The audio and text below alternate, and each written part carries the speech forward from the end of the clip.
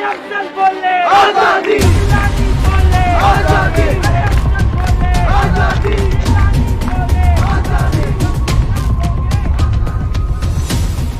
आज ये जेएनयू जो है ये इसमें देशद्रोही लोग ही पनप रहे हैं और जो राष्ट्रवादी लोग हैं वहाँ जो पढ़ने चाहते हैं उनको पढ़ने भी नहीं देते। तो इनको अंदर जरूर डालना चाहिए, पहले कटघरे में खड़ा करके फिर उनको जेल भेजना चाहिए।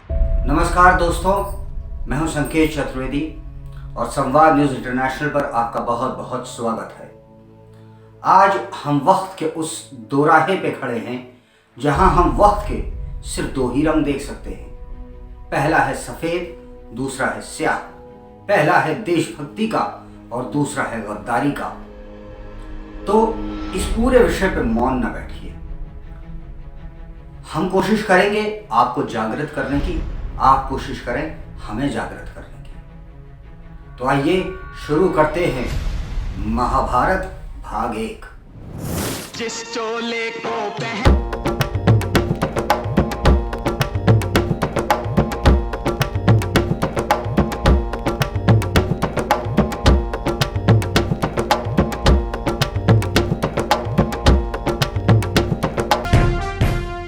मैं कोई भविष्यवक्ता नहीं, फिर भी साफ साफ देख पा रहा हूँ आज का दौर अभूतपूर्व है। ये जमाना दशकों तक याद किया जाएगा।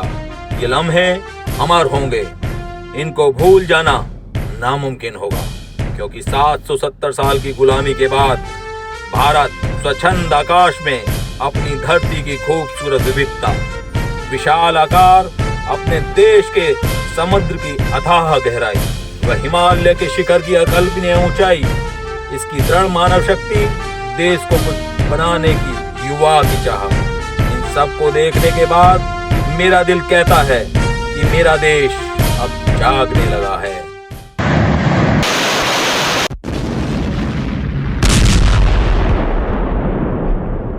पहले प्रधानमंत्री और आज के प्रधानमंत्री में क्या फर्क है?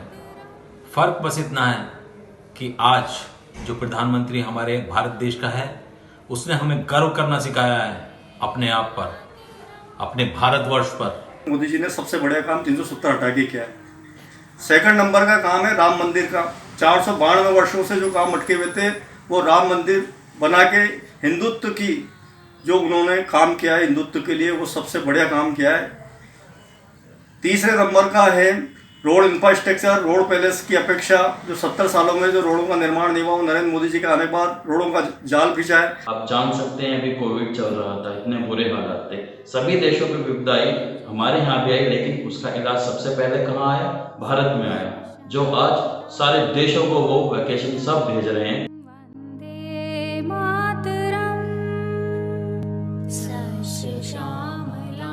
कहते हैं जो लिखा है वही सत्य है, मगर बहरे कानों को तो सिर्फ मतलब खोरी की आवाज ही सुनाई देती है।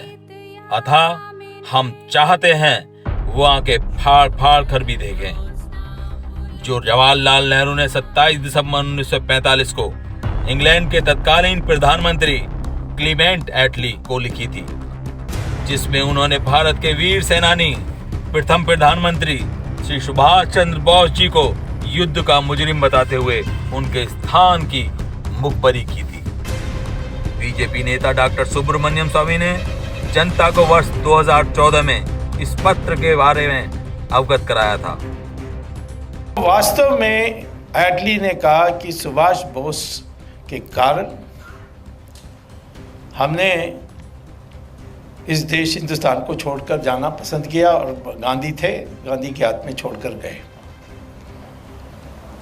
सुभाष बोस ने तो झंडा फहराया था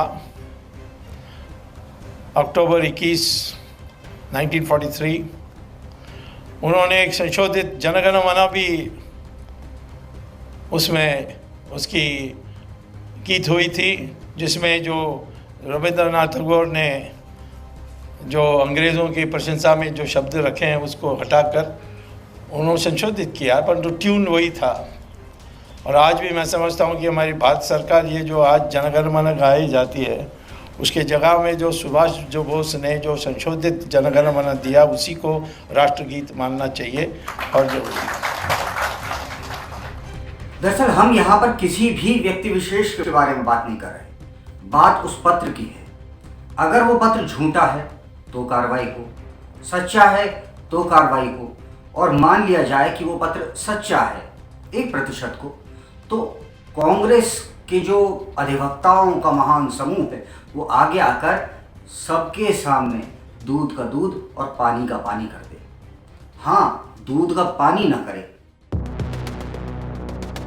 अब हम आपको बताने जा रहे हैं कि हम सुभाष चंद्र बोस को भारत का पहला प्रधानमंत्री क्यों बोल रहे हैं। दरअसल बात 15 अगस्त 1947 से 45 महीने पहले की है, जब भारत की पहली आजाद सरकार की घोषणा सुभाष चंद्र बोस ने की थी और दुनिया के कई बड़े बड़े देशों ने इसको मान्यता दी थी, जैसे कि जापान, जर्मनी, बर्मा इत्यादि। मगर यहाँ जो बात हमें सोचने पे मजबूर करती है, जिन लोगों ने हमें यह तथाकथित आजादी दिलवाई थी, उन्होंने तब देश को आजाद क्यों नहीं माना? क्या वह आजादी तभी स्वीकारते जब उन्हें ही प्रधानमंत्री बनाया जाता? अब हम आपको बताने जा रहे हैं कि कांग्रेस का अर्थ दरअसल होता क्या है। कांग्रेस का अर्थ होता है कि आपका उद्देश्य बहुत बड़ा है और उस उद्देश्य की प्राप्ति के लिए कई सारे लोग, कई समूह एक साथ आ गया है। तो सिर्फ कांग्रेस पार्टी ने इस देश को जिताने में, इस देश को आज़ादी दिलाने में कोई अकेला उनका योगदान नहीं था, उसमें बहुत सारे लोग भी शामिल थे जिनके नाम हम आज तक जानते भी नहीं। 15 अगस्त 1947 को जो सत्ता का हस्तांतरण हुआ, हम आप लोगों को बताना चाहते हैं, उस आजादी के शब्द में भारत का विभाजन भी शामिल है, 21 लाख भारतीयों के कत्ल भी शामिल हैं, न जाने कितनी औरतों की इज्जत आबरू भी शामिल है।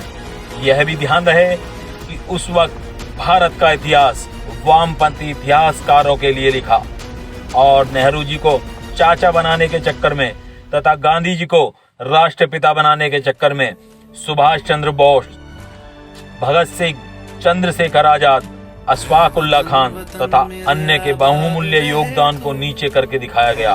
परंतु याद रहे, सूर्य स्वयं अपनी पहचान है और भारत का अर्थ होता है सूर्य की तरह चमकदार। बची कुची कसर चाचा के अंग्रेजी के भाषण ने पूरी कर दी, जिसे देश के 95% जनता समझती ही नहीं थी। और वह लाल गुलाब लगाए, शेरवानी पहने हुजूर किसी अदाएं दिखा रहे थे। हमारा यह मानना है कि गांधी जी कभी भी राष्ट्रपिता नहीं हो सकते, हाँ राष्ट्रपुत्र जरूर हो सकते हैं, और हम सदैव उनको उनकी तरह मातृभूमि पर नौछावर होने वाले भारत माँ के सपूतों को सदैव नमन करते रहेंगे। जय हिंद, जय भारत।